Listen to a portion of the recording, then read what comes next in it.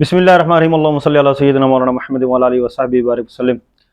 अस्सलाम वालेकुम दोस्तों, अपना गिरदनवा काम साया का दोस्त अहबाब का ज़रूर ख्याल रखा करें।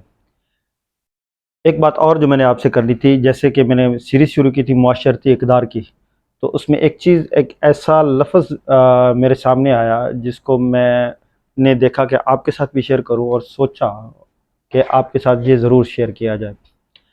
अपनी ज़िंदगी में कुछ मामलात करते हुए, कुछ काम करते हुए, किसी से बात करते हुए लफ्ज़ इस्तेमाल किया होगा काश।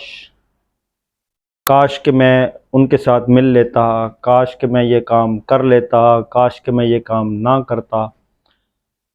काश, जो हमारी ज़िंदगी में ये लफ्ज़ है ना काश, ये हमारे इरादों को और हमारे काम को कमज़ोर करता है।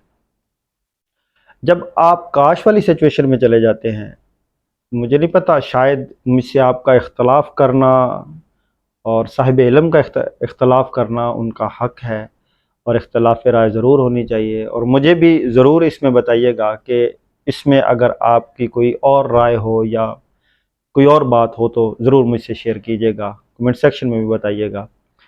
मैं जो अर्ज़ करने जा रहा हूँ वो ये है कि काश जब हम इस्तेमाल करते हैं तो काश से हम बहुत सारी चीज़ें जो हैं वो अपने सर से उतार देते हैं, हम उसको नहीं कर पाते। वो क्या काम होता है, चला जाता है, दिन होता है, मामला होता है, वो गुज़र जाता है। जब गुज़र गया तो उसके बाद फिर ये लफ्ज़ आता है काश। काश कि मैं उस वक़्त ये अमल कर लेता, काश कि मैं उस वक़्त उसको ये कह देता, काश कि उस वक़्त मैं उनके साथ चला जाता, काश कि मैं उनको मना कर देता।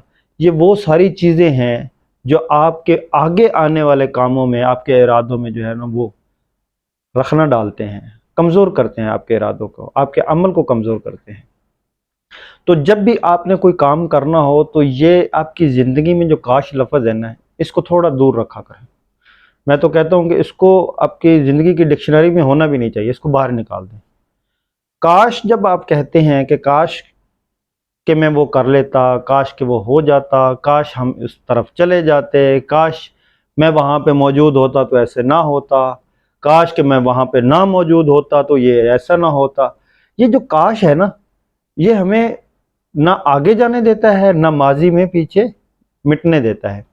तो आप हालात में जब चल रहे होते हैं काश को साथ लेकर, तो वो माज़ी जो है वो भी आपको कुरेदता रहता है और मुस्तक़बिल की भी कोई किसी किस्म की हिकमत अमली आप और मैं कोई भी हम नहीं कर सकते। तो मेरी गुज़ारिश होगी कि आप काश का जो लफ्ज़ है इसको ज़िंदगी से निकाल दें। एक और मिसाल बयान करता हूँ कि काश से जब हम जाते हैं तो फ़ॉर एग्ज़ाम्पल मैं सफ़र करने जा रहा था, मैंने इस्लामाबाद जाना है, मैंने कराची जाना है, मैंने सियालकोट जाना है, किसी भी शहर जाना है।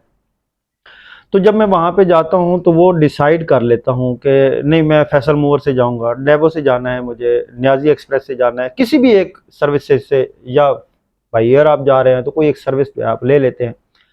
तो जब आप किसी एक सर्विस पे बैठ जाते हैं, रास्ते में कोई रुकावट पैदा हो जाती है या रुक जाते हैं या कोई फ़नी ख़राबी गाड़ी में आ जाती है, मशीनरी है, तो आपके पास मल्टीपल चॉइस होती है ना उस वक़्त। तो आपने उस वक़्त जो डिसीज़न लिया कि मैं स्काईवेज़ पे जा रहा हूँ, तो स्काईवेज़ पे जब चले गए, स्काईवेज़ पे चले गए, जब आप रुक गए, तो वो एक रास्ते में इंसिडेंट आया, उसमें आपका कोई वो नहीं था, तो कसूर किसी किस्म नहीं था। आपने तो अपनी बेस्ट ऑफ चॉइस के मुताबिक या अपने आप को रिलायबल करते हुए या अपनी ज़रूरत के मुताबिक आपने जो है ना वो कोई भी एक सर्विस ली, उसमें आप ट्रैवल कर रहे थे। रास्ते में आप रुक जाते हैं या कहीं पे वो मिसहैप हो जाता है, अल्लाह ना करे, कुछ भी मामला हो जाता है, तो फिर आपके ज़हन में फ़ौरन वो बात पीछे जाएगी, यार काश कि मैं दूसरी सर्विस ले लेता, काश कि मैं फैसल मोर्स पे बैठ जाता, काश मैं डेवो पे आ जाता, काश मैं फ़लाँ पे आ जाता। तो वो जो काश है ना कि मैं आ जाता और काश कि मैं ये सर्विस पे ना बैठता, ये अब आपको जो है ना वो आपके ज़हनी दबाव का शिकार बनती जाएगी। आपके अंदर जो है ना वो आपके इरादे को, जो आपका मुसम्मम इरादा हो कोई भी काम करने का, सिर्फ उसमें आहिस्ता-आहिस्ता जो है ना कमज़ोरी लाना शुरू कर देगी। आप डिमोरल होते जाएँगे, बदहाल बद वो क्या, इसको मैं क्या कहूँ, डिमोरल से मुराद कि आपका मोरल जो है ना वो डाउन होता जाएगा। आप सही कंसंट्रेट नहीं कर पाएँगे। जो आपका काम था, जो आपकी मंज़िल थी, जिस तरफ आप जाना चाह रहे थे, जो अमल आप करने जा रहे थे, जब रास्ते में कहीं रुक गए तो आपने जब काश को एंट्री दी तो काश ने क्या किया, आपका आगे का प्लान और आपकी जो सोच थी, जो काम आप करने जा रहे थे, वो काश ने कट ऑफ कर दिया। काश आपको किधर ले गया? काश आपको वापस उसी जगह पे ले गया जहाँ से आपने ट्रैवल शुरू किया था। आपने जहाँ पे चॉइस थी आपके पास मल्टीपल के क्या करना चाहिए, तो आपने जब वो चॉइस ली, उस चॉइस के रास्ते में कोई रुकावट आ गई, रास्ता तब्दील कर दिया उसने, या वो कोई डायरेक्शन उसकी चेंज थी, रूट चेंज कर लिया, कोई भी उसमें ख़राबी आ गई, जब वो रुक गई, थोड़ा सा आप लेट हो गए या कोई चीज़ है, तो फिर आपके पास जनाब एक चीज़ आई, उसने दस्तक दी, काश। तो आपने उसको कहा आ जाओ भाई। जब काश आपके पास आया तो काश ने आपको कहा कि चलो जी कोई और सर्विस ले लेते, किसी और जगह पे चले जाते। तो जब आप उधर वापस चले जाएंगे तो वो आपको मेंटली तौर पे डिस्टर्ब करेगा। आपको जो आगे की प्लानिंग है, जो आप करने चाह रहे थे, जो आपका इरादा था, आप उसमें वो डिस्टर्बेंस पैदा शुरू हो जाएगी। तो मेरी ये गुजारिश होगी, हमें अपनी ज़िंदगी में जो भी काम करना है पहले प्रॉपर एक डिसीजन करें। जब आप कोई भी डिसीजन ले लें, जो भी काम कर लें, तो फिर ठीक है, विन सिचुएशन भी होती है, लॉस सिचुएशन भी होती है, कभी आगे होता है, कभी पीछे होता है। ज़िंदगी का ये एक रूटीन है ना ज़िंदगी की, कि कभी हारना, कभी जीतना, कभी अपनी मंजिल पर, मकसद पर वैसे ही पहुंच जाना जैसे हम चाहते हैं, कभी किसी जगह पे रुकावट आ जाना।